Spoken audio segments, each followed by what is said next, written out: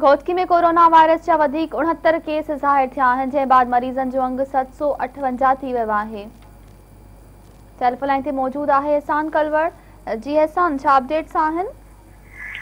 जी बिल्कुल, घोटकी जिले में 402 माण्हुनि जी चकास खां पोइ 69 माण्हुनि में कोरोना वायरस जी तस्दीक थी आहे। डीसी घोटकी ख़ालिद सलीम 69 माण्हुनि जी तस्दीक करे छॾी आहे।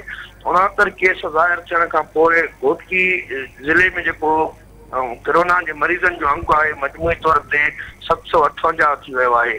जेके अॼु 69 केस ज़ाहिर थिया आहिनि उन्हनि मां 15 ॼणनि जो तालुक़ु घोटकी सां आहे, 16 ॼणनि जो तालुक़ु ॾहिरकी जे मुख़्तलिफ़ इलाइक़नि सां आहे, जॾहिं त 9 ॼणनि जो तालुक़ु बावड़े सां आहे ऐं 7 ॼणनि जो तालुक़ु खानगढ़ तालुके सां आहे ऐं जॾहिं त 22 ॼणा जेके आहिनि उहे मीरपुर माथिले जा आहिनि। तव्हांखे ॿुधाईंदो वञा त अॼु कोरोना सबबु ॾहिरकी वासी हिकु ॼणो फौत थी वियो आहे। हिकु ॼणे फौत थियण खां पोइ जेको ज़िले में जेको फौतुनि जो मजमूई तौरु तादाद आहे उहो 7 थी वियो आहे। कोरोना जा जे केस वधण खां पोइ ज़िले इंतिज़ामिया पारां घोटकी शहर जे 2 इलाइक़नि समेत घोटकी ज़िले जे 7 इलाइक़नि खे सील कयो वियो आहे, जिते आम माण्हुनि जी अच वञ ते पिणु पाबंदी लागू कई वई आहे, जॾहिं त जेके उतां जा रहवासी माण्हू आहिनि उहे पंहिंजे घरनि ते महदूद आहिनि। जी एहसान, जी मेहरबानी।